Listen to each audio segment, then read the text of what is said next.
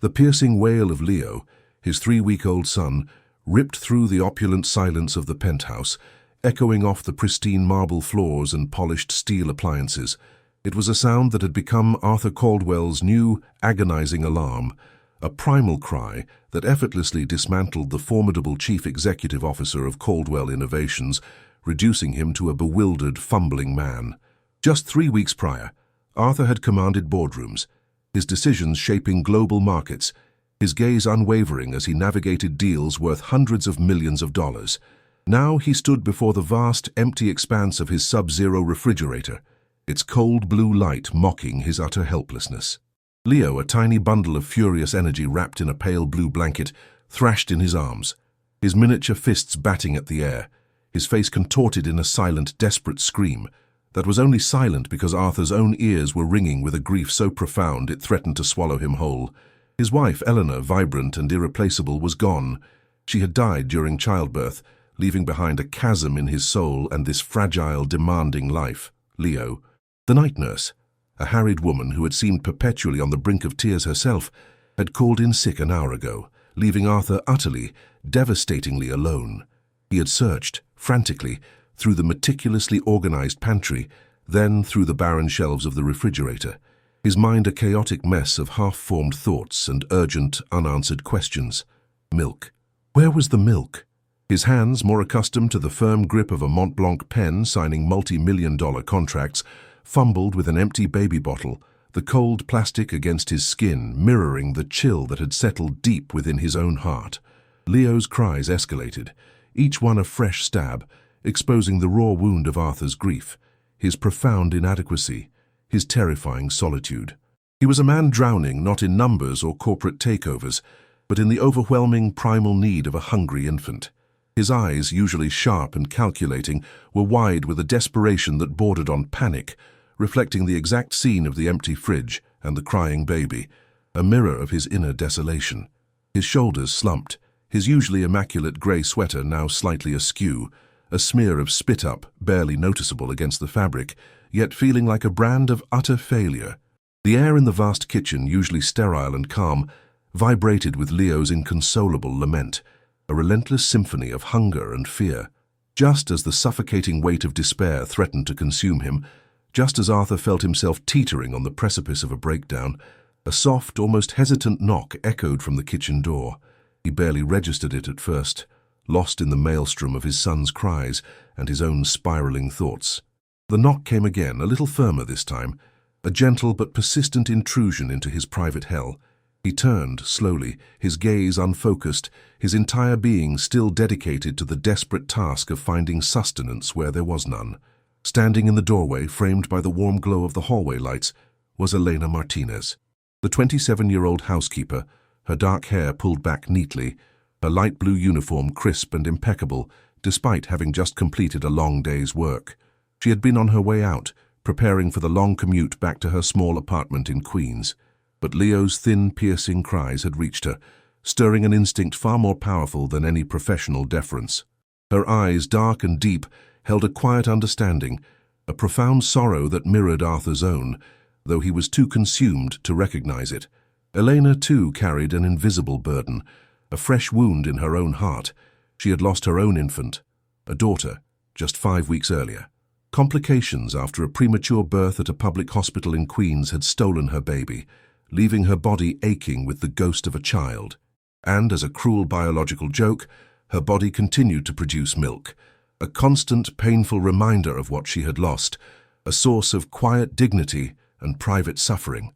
She saw Arthur then, the formidable CEO, reduced to a desperate, bewildered father. His face was streaked with tears, his eyes hollow with exhaustion and grief, his expensive shirt stained with spit-up. She saw the frantic open mouth of the baby, the tiny hands clutching at the air, searching for something that wasn't there. In that moment, Elena didn't hesitate.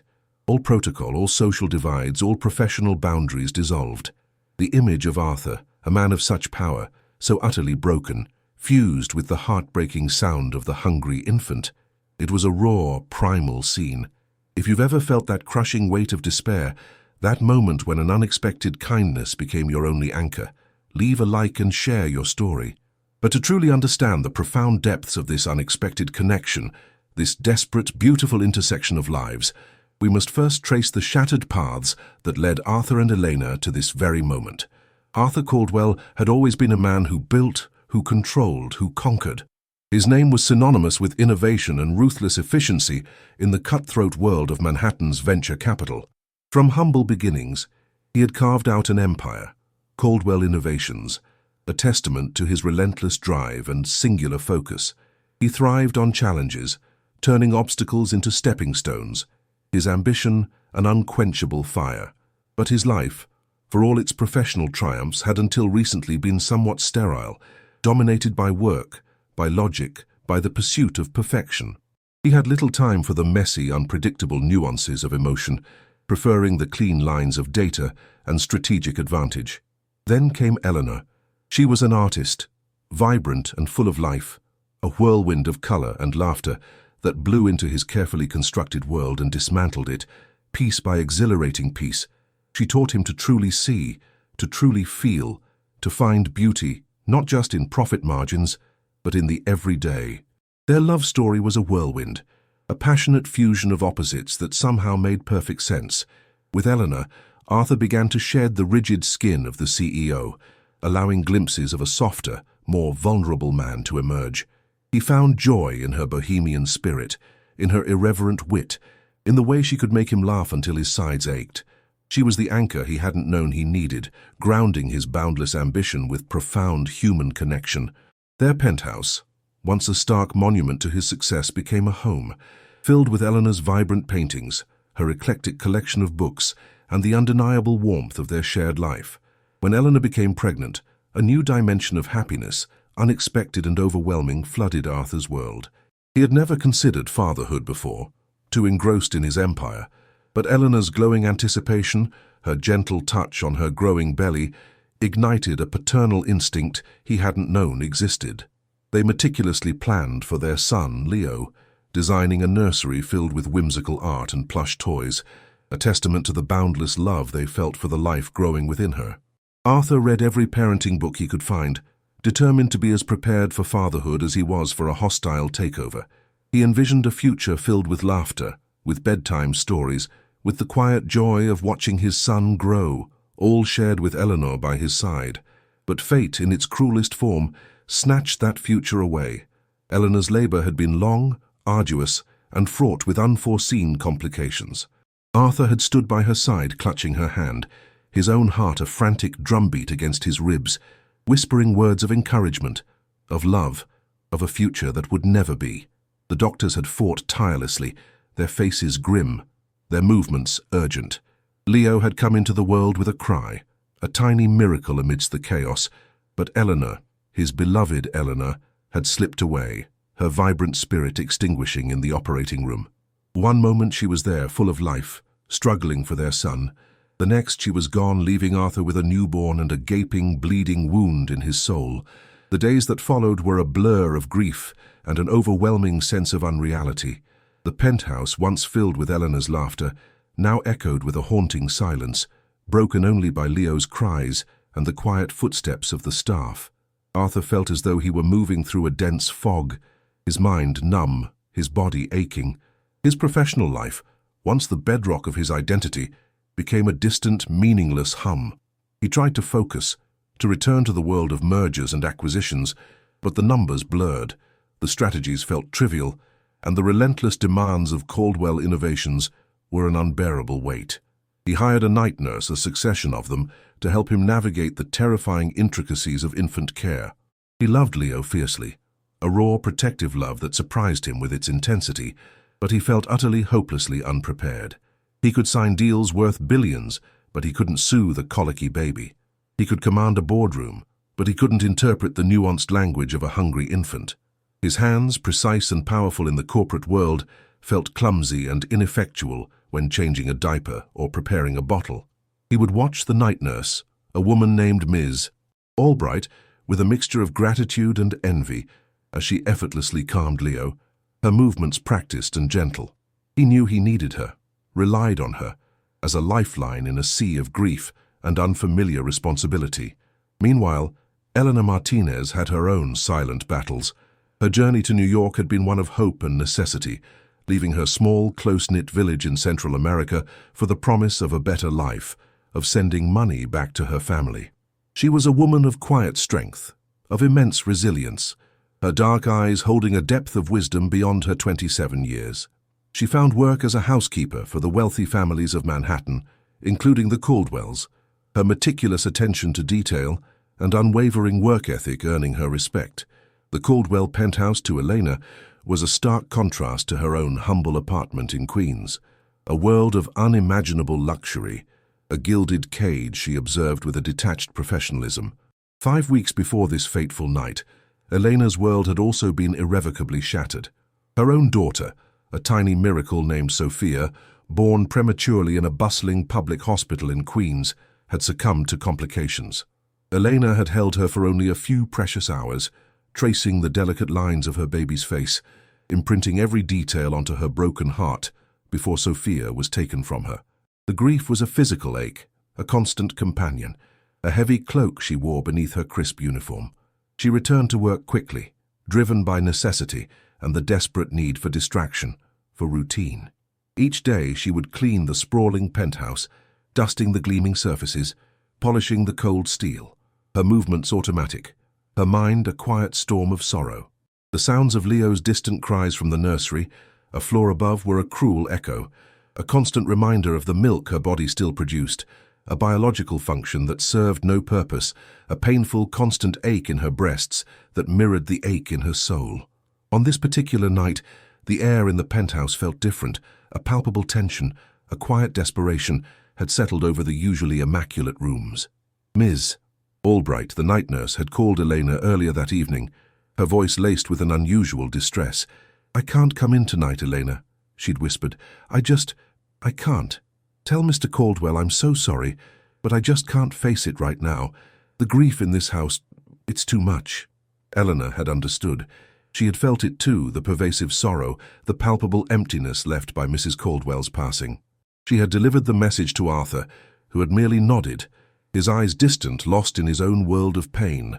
She had finished her shift, preparing to leave, her own body heavy with fatigue and the persistent ache of milk production.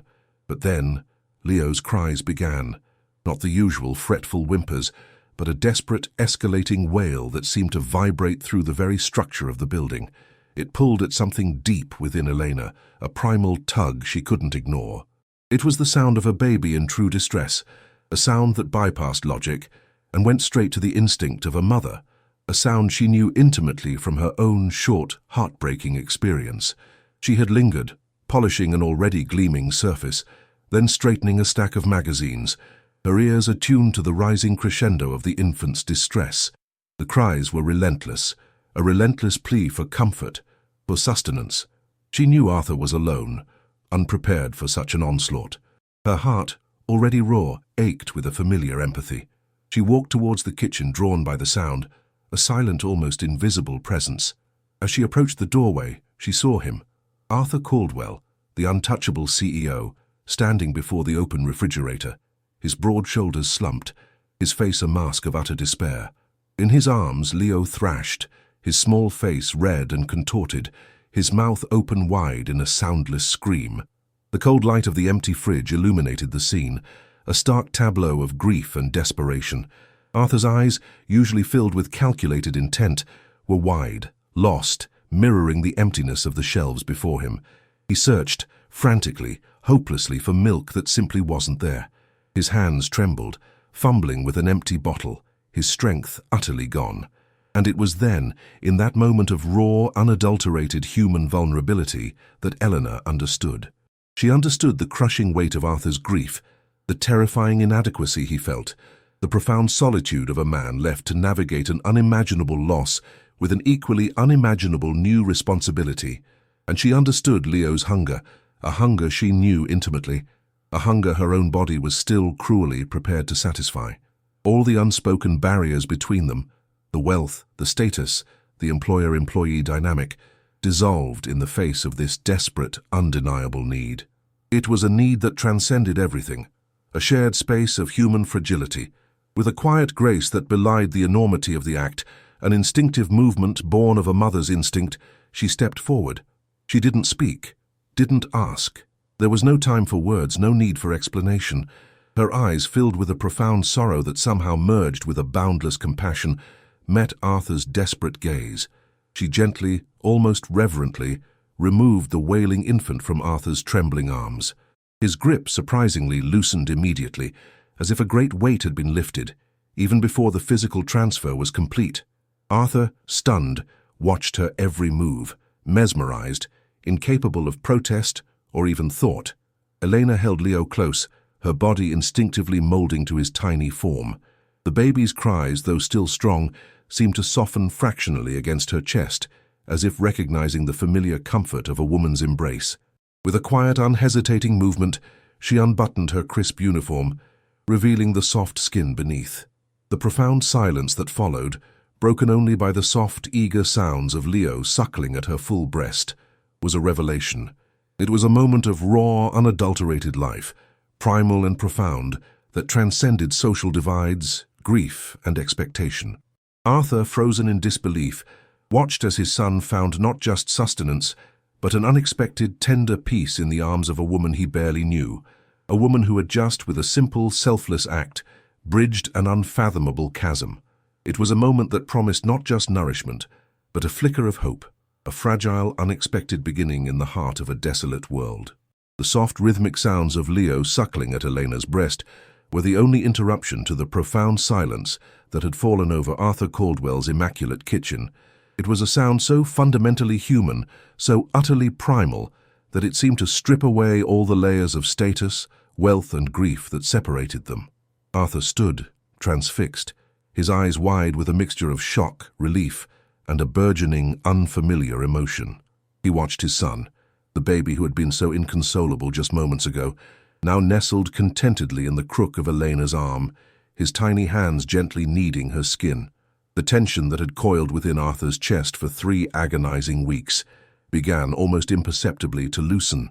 It wasn't just milk Leo was receiving, it was solace, comfort, a profound sense of peace that Arthur, in his overwhelming grief, had been utterly incapable of providing. Elena, her face serene, looked down at Leo with a tenderness that made Arthur's throat clench. He saw no self-consciousness, no awkwardness, only a deep, maternal instinct.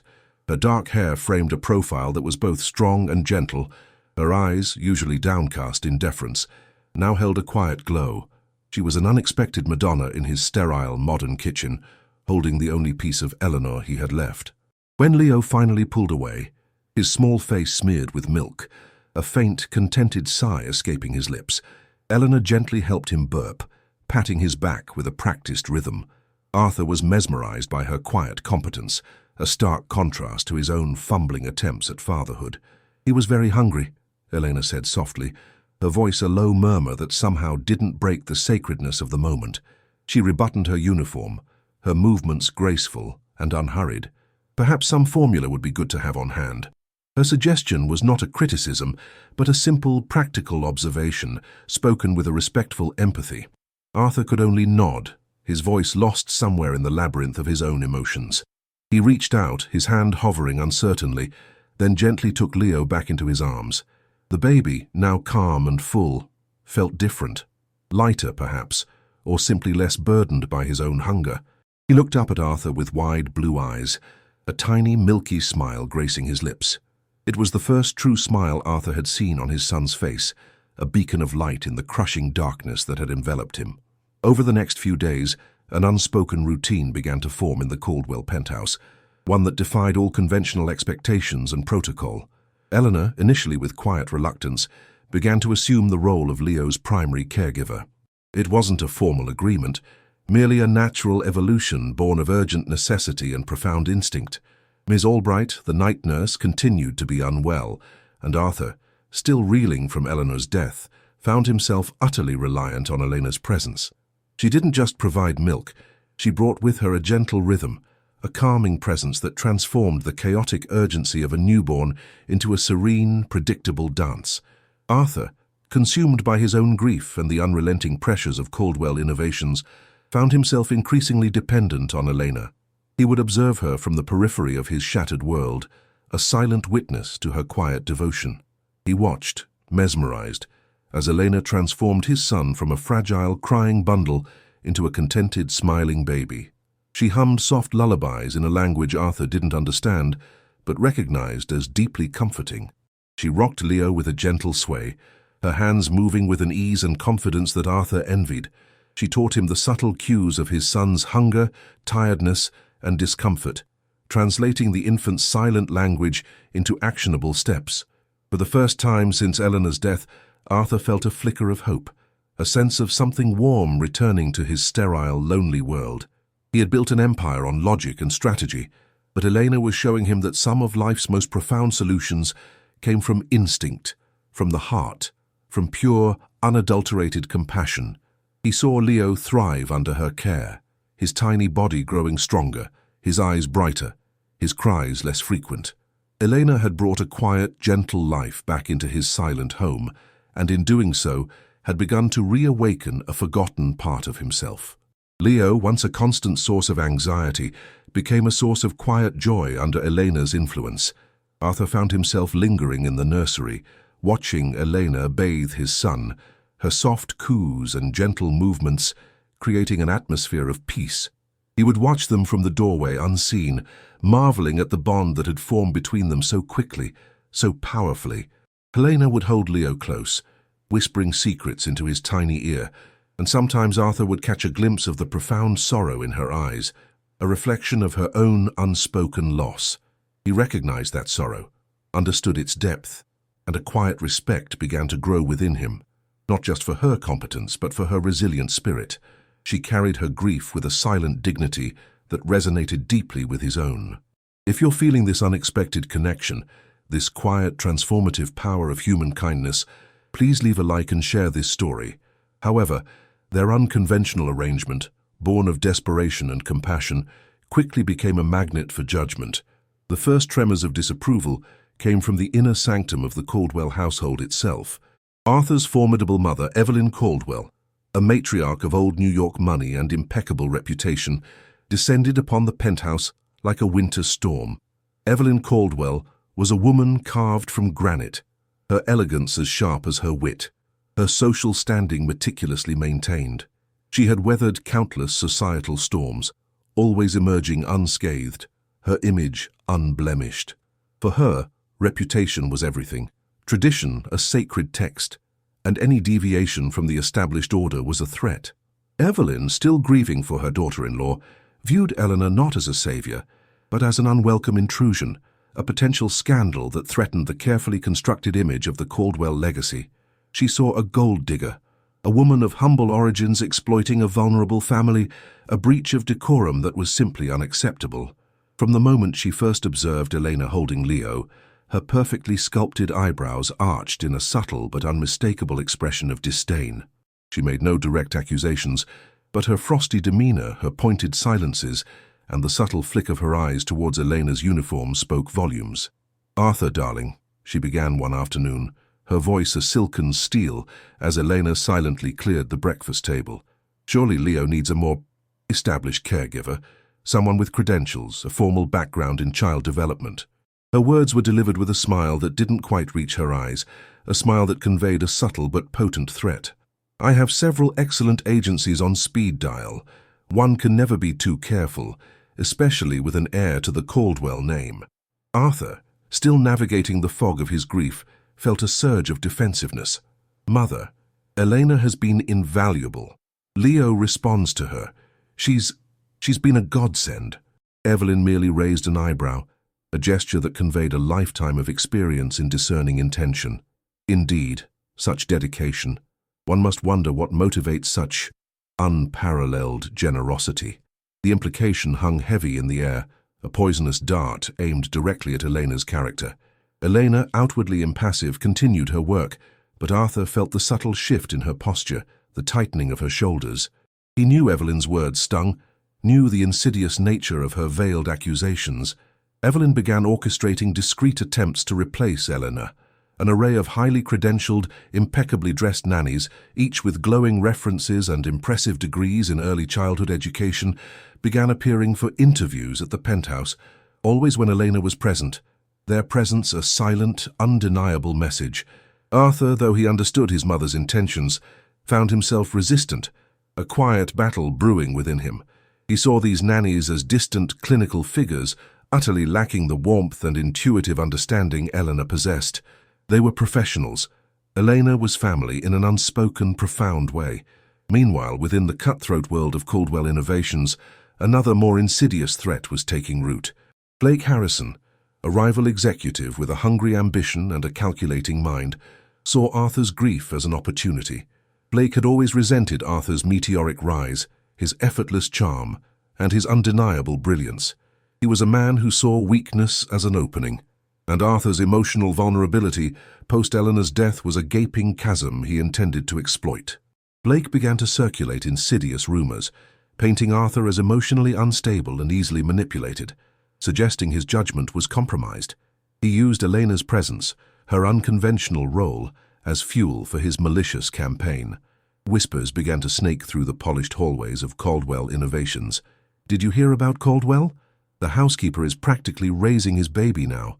Poor guy's lost his mind, completely undone by grief. They say he's letting her make executive decisions, relying on her for more than just childcare. He's vulnerable. Someone needs to step up and ensure the company's stability." Blake, with a subtle smirk and a carefully crafted expression of concern, would feed these rumors, subtly suggesting that Arthur was no longer fit to steer the multi-billion-dollar ship of Caldwell Innovations. He planted seeds of doubt among board members, questioned Arthur's recent minor business decisions, and subtly suggested that a temporary transfer of power might be in the best interest of the shareholders. He used Arthur's private pain as a weapon, twisting Elena's selfless act into a narrative of weakness and impropriety. Elena, though outwardly resilient, wrestled with her own sorrow and the unspoken impropriety of her role. She felt the weight of Evelyn's disapproving glares, the subtle dismissiveness in the tone of other staff members, the knowing whispers that followed her through the grand hallways. She heard fragments of conversations, saw the sidelong glances. She knew what they thought, that she was taking advantage, that she had overstepped her bounds, that she was aspiring to a life that wasn't hers. Each subtle snub, each veiled insult, was a small cut, adding to the burden she already carried. She missed her own Sophia, her heart aching with a constant phantom limb pain. Caring for Leo was a bittersweet balm, a way to channel her boundless, unused maternal love, but it also reopened the wound of her own loss every single day. One evening, as she was preparing Leo for bed, singing a soft, haunting lullaby in Spanish, Arthur found her wiping away a silent tear.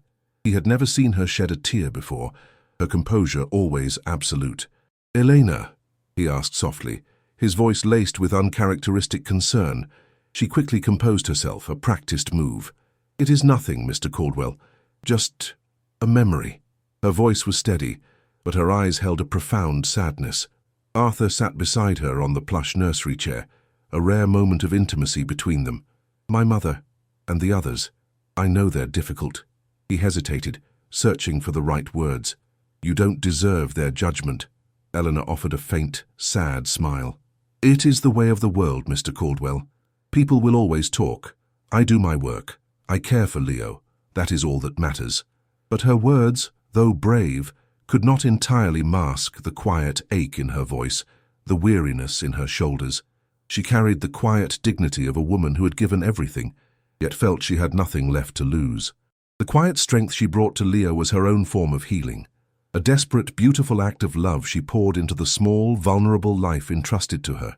She had lost her own child, and in Leo she found a purpose, a connection that eased the brutal ache of her own emptiness. She couldn't abandon him, couldn't abandon this fragile bond that had formed between them. She knew the world saw only a breach of protocol, a social transgression, a maid overstepping her boundaries. But she saw a baby who needed her, a father who was lost, and a quiet, profound healing happening within her own shattered heart. The tension in the penthouse grew thick, palpable. Evelyn's visits became more frequent, her subtle machinations more insistent. The parade of nannies continued, each one a silent, perfectly coiffed challenge to Elena's presence. At Caldwell Innovations, Blake Harrison's whispers escalated into direct questions during board meetings, always framed as concerns for Arthur's well-being and the company's stability, but always with the insidious undercurrent of undermining his authority. Arthur felt the walls closing in, both personally and professionally. He was caught between his mother's relentless pressure to conform, Blake's calculated attacks, and his own raw, unyielding grief. But through it all there was Leo's steady progress, his contented gurgles, his developing smiles, all a direct result of Elena's unwavering care. And in those moments, Arthur knew, with a certainty that transcended logic, that he could not, would not, let her go. The storm was brewing, and he could feel it gathering force, ready to break over his head.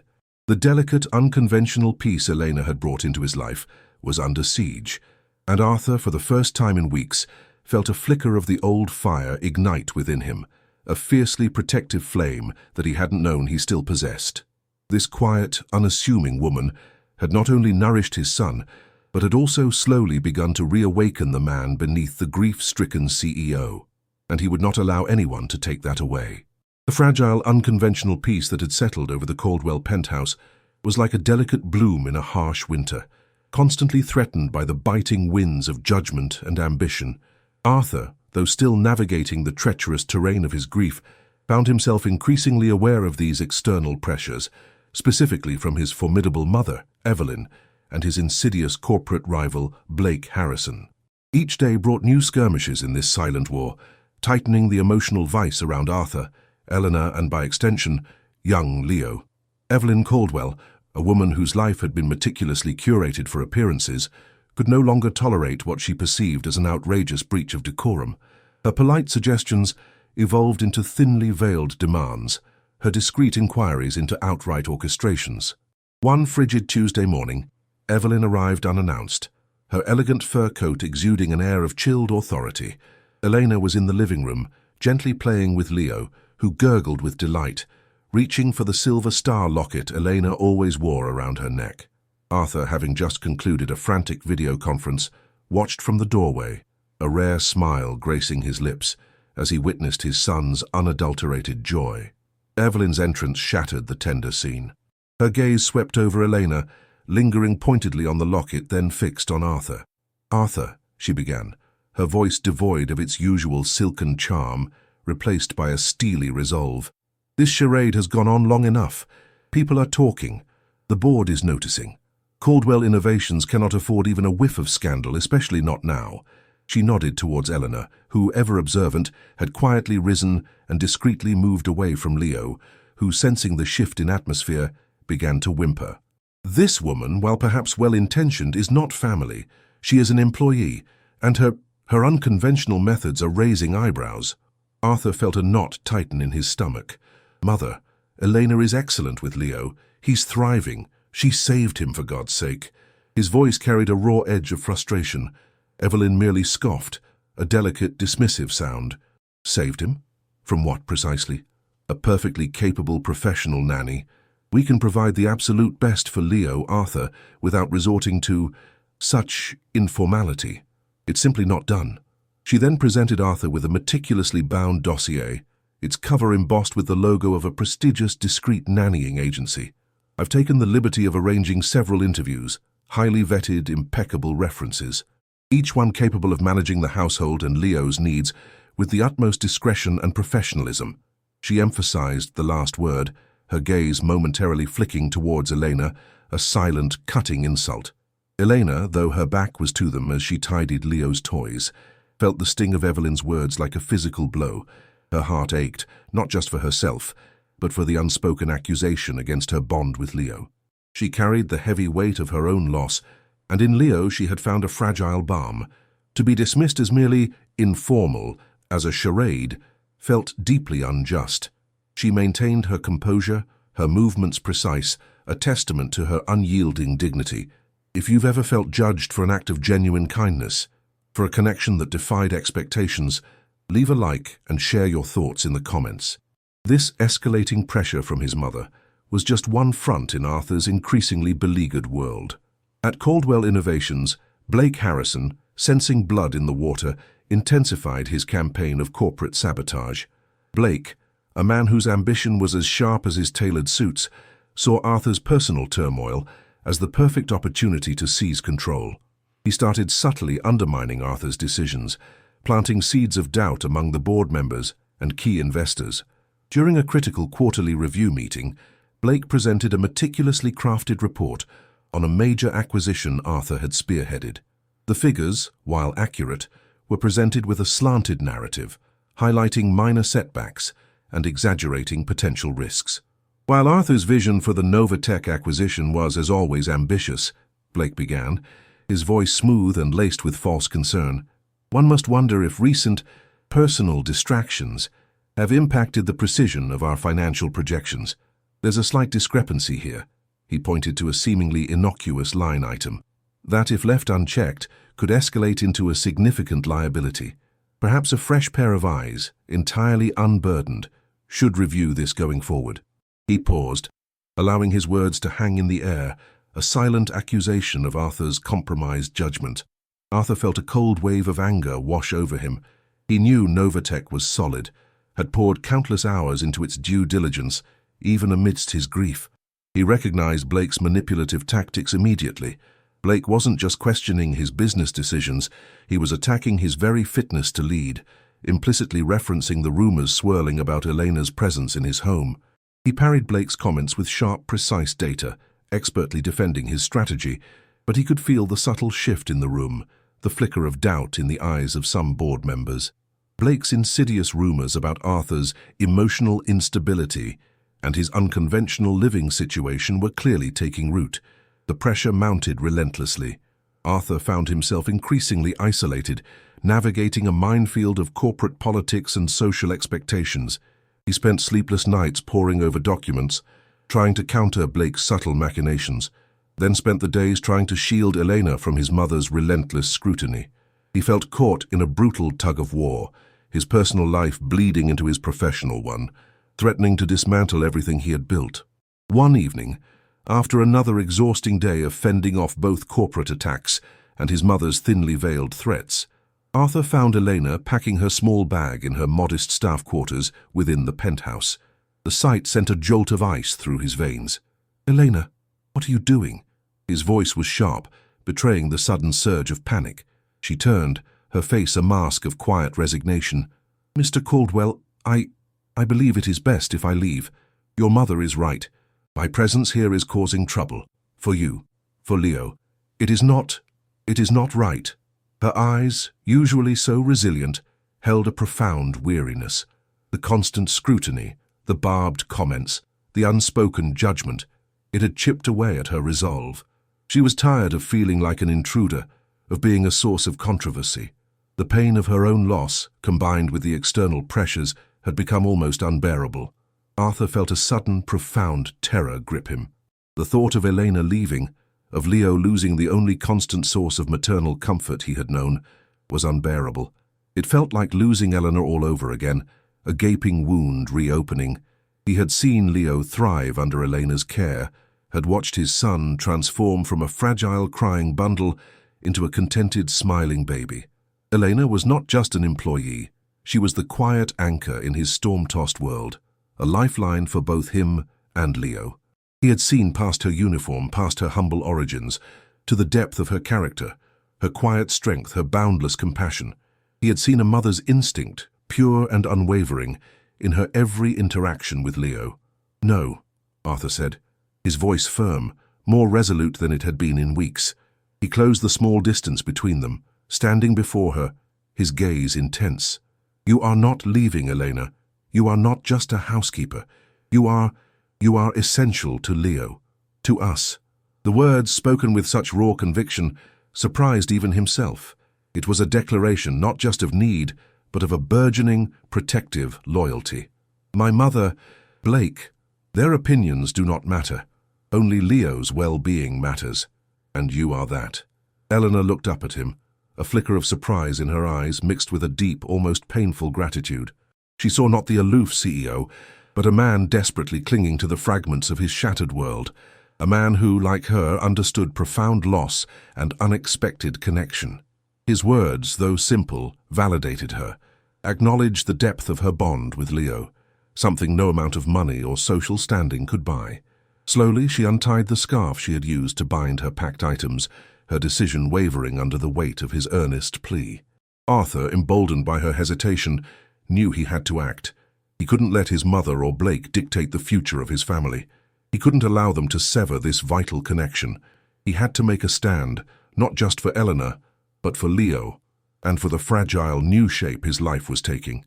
He called his head of legal, a stern, unyielding woman named Ms. Thorne. "I need you to schedule an emergency board meeting. No excuses. I also need you to prepare a comprehensive report on Blake Harrison's recent activities, every single anomaly, every suspicious transaction, every rumor, and I want a full dossier on his personal financial dealings." His voice was cold, precise, the old Arthur Caldwell re-emerging, but with a new fiercely protective edge. The following morning dawned grey and unforgiving, a perfect reflection of the storm brewing within the walls of Caldwell Innovations. The boardroom, a gleaming expanse of polished mahogany and glass overlooking the relentless pulse of Manhattan, felt less like a place of collaboration and more like a gladiatorial arena. Evelyn Caldwell, impeccably dressed in a tailored suit, sat at the head of the long table, her expression a mixture of steely determination and barely contained impatience. Beside her sat the company's legal counsel, Ms. Thorne, her face impassive.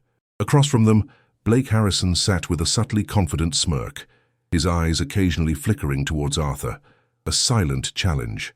The other board members, a collection of powerful, influential figures, were gathered, their faces etched with a mixture of curiosity and apprehension. The air crackled with unspoken tension. Arthur entered the room, his presence immediately commanding. He carried himself not with the weary slump of a grieving widower, but with the quiet strength of a man who had finally found his footing. He had spent the night strategizing, not just for the company, but for his family, for Leo, for Elena. He knew what he had to do. He looked at Evelyn, her face etched with disapproval, then at Blake, whose smug smile was a clear provocation. He saw the doubt, the judgment, the ambition. And in that moment, he realized that losing Elena would mean losing Leo all over again, a return to the crushing emptiness that had almost consumed him. Evelyn, without preamble, launched into her offensive. "Gentlemen, Arthur, we are here today because the stability of Caldwell Innovations, and indeed the Caldwell family legacy, is at stake." Her gaze swept meaningfully towards Arthur. Arthur has, understandably, been through an immense personal tragedy, and in times of such profound distress, judgment can be clouded. His household arrangements, specifically the role of his housekeeper, Elena Martinez, have become a matter of considerable concern. It suggests a lack of discernment, a potential vulnerability that could be exploited. For the sake of the company's image and for young Leo's future, I believe a more conventional and appropriate solution for childcare is paramount. She then nodded towards Ms. Thorne, who, with an almost imperceptible reluctance, slid a severance package across the table towards an empty chair, presumably for Elena. It was a generous sum, designed to make her disappear quietly, framed as assistance for her future endeavors. Blake Harrison's smirk widened, a silent victory dance. This was it. Arthur was cornered, his personal life laid bare, his credibility on the brink of collapse. The board members exchanged uneasy glances. The weight of Evelyn's words, the unspoken implication of scandal, hung heavy in the opulent room. Arthur felt the suffocating pressure of their collective gaze, the weight of centuries of expectation, of propriety, of cold, hard business. He felt the profound shift within himself, the transformation from passive grief to fierce, unyielding protection. He looked at the severance package, then at his mother's unyielding face, then at Blake's predatory smile. He had watched Elena, this unassuming woman, bring light and life back to his son, and in doing so had rekindled a forgotten part of himself. He had seen past her uniform to the depth of her character, her quiet strength, her boundless compassion. He knew with absolute clarity that he could not betray that. Not now, not ever. The battle lines were drawn, and Arthur, the formidable CEO, was about to fight not for a company but for his family, for the new, unconventional constellation of love that had brought him back from the brink. The air in the boardroom grew impossibly thick, waiting for his response, for the inevitable confrontation that would either solidify Evelyn's control or shatter the carefully constructed world of the Caldwells.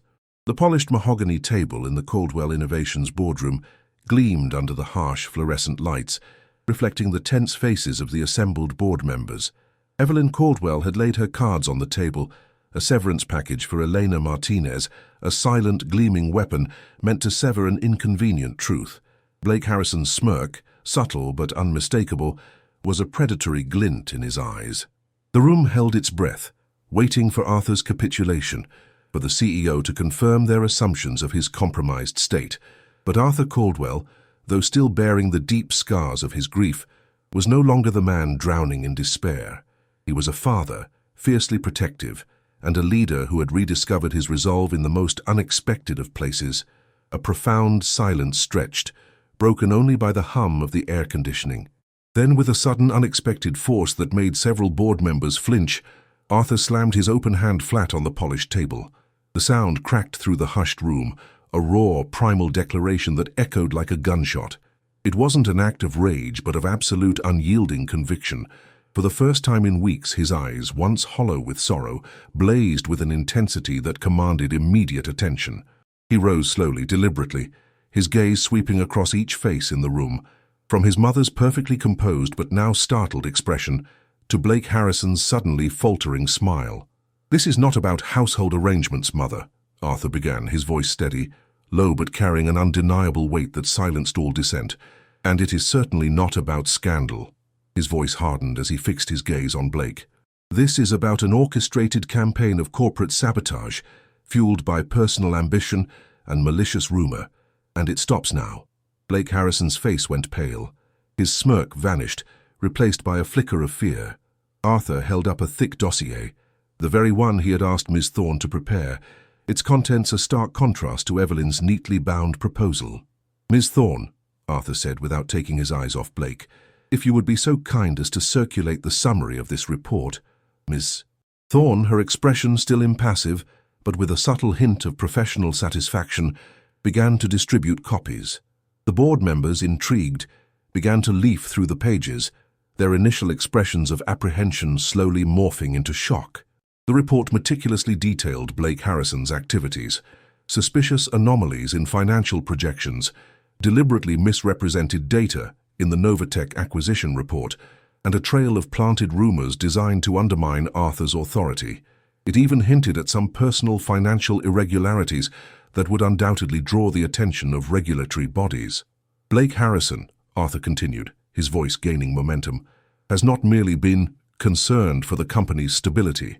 He has been systematically creating instability. He seized upon my personal tragedy, my grief, as an opportunity to destabilize my position and usurp control of Caldwell Innovations. He deliberately created distractions, planted false data, and circulated insidious rumors, all designed to exploit my vulnerability during a time when I was grappling with unimaginable loss and the overwhelming responsibility of caring for my newborn son." Blake, cornered, stammered, "Arthur, this is outrageous. These are baseless accusations. I was merely expressing valid concerns for the company's future." But his voice cracked, betraying his carefully constructed facade. Arthur ignored him, turning his attention back to the board. "But let's be absolutely clear about what else Blake Harrison, and indeed some others in this room, have so casually dismissed as an informality or a scandal." He paused, his gaze softening, shifting from the harsh glint of corporate warfare to a profound, deeply personal truth. 3 weeks ago, my wife, Eleanor, passed away giving birth to our son, Leo. I was left utterly broken, a man adrift, drowning in grief and wholly unprepared for the relentless primal needs of a newborn. My son was inconsolable, crying relentlessly from hunger, and I, a man who has built an empire, could not even find milk to feed him. The room was utterly silent now, every eye fixed on Arthur, captivated by the raw honesty in his voice. This was not the CEO they knew.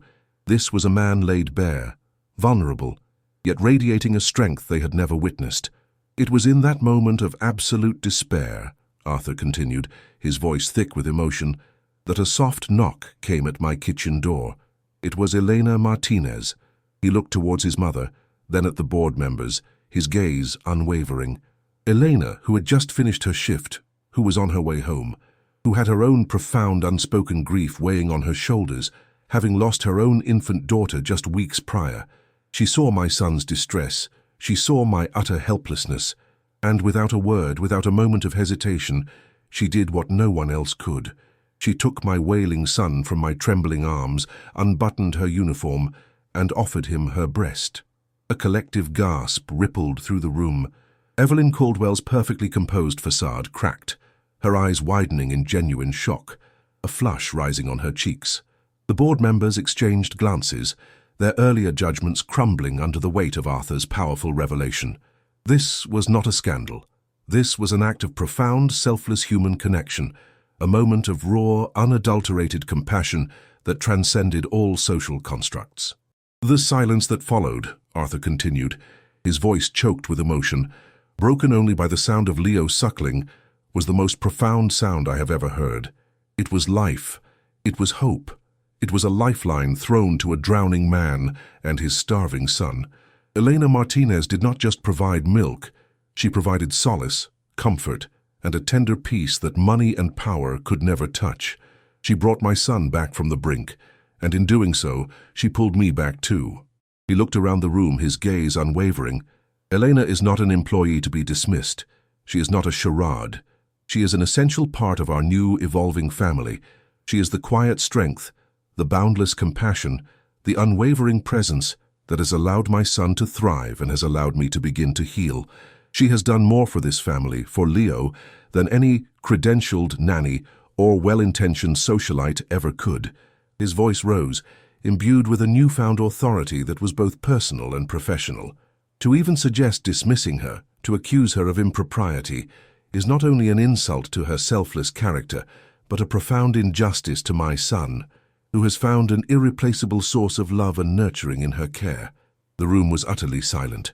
Blake Harrison sat, his face ashen, stripped of all pretense. Evelyn Caldwell, caught off guard by her son's uncharacteristic emotional display and the undeniable truth of his words, faltered.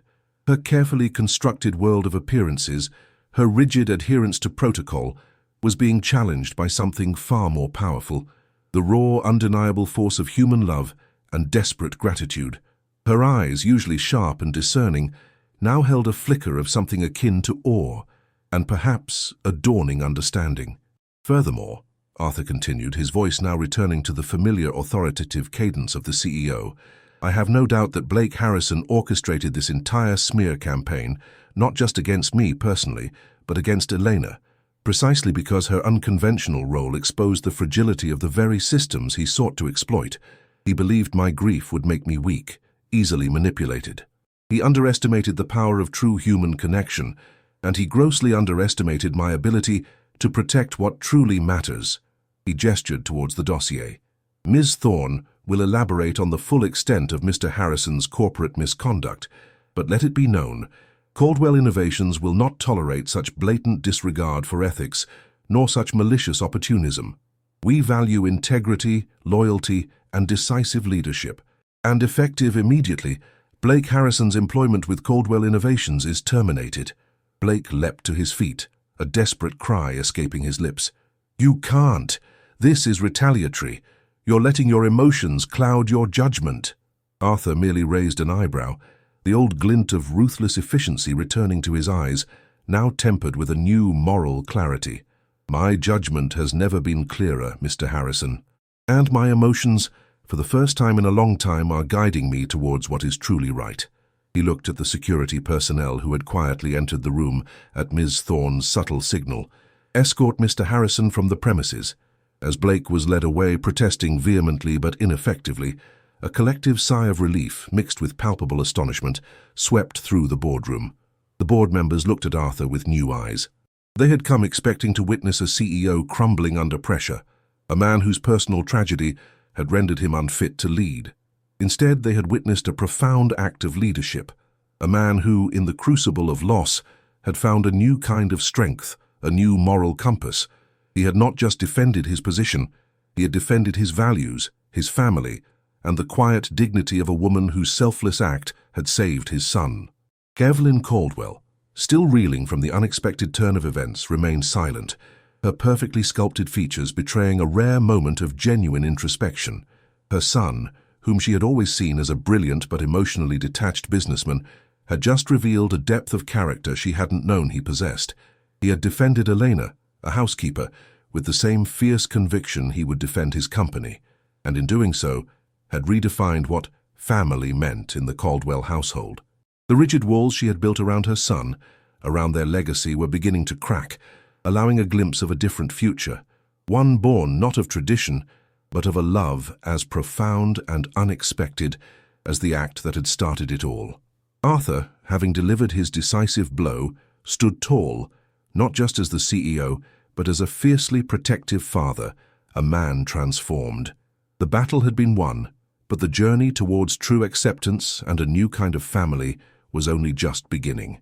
The immediate fallout from the dramatic boardroom confrontation was both swift and profoundly transformative.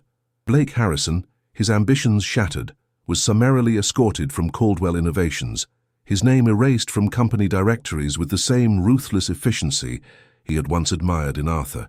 The news rippled through the corporate world, a cautionary tale of ambition unbridled by ethics.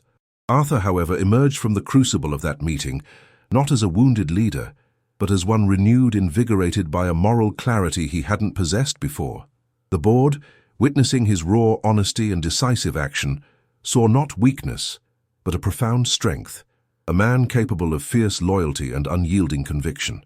Evelyn Caldwell, the matriarch who had orchestrated much of the pressure, found herself humbled and unexpectedly moved. Her carefully constructed world of appearances and tradition had been rattled to its core by her son's fierce declaration. The image of her powerful son, laid bare by grief, yet finding salvation in the selfless act of a humble housekeeper, had pierced through her formidable defenses. Her initial frosty demeanor, though not melting entirely, began a slow, hesitant thaw.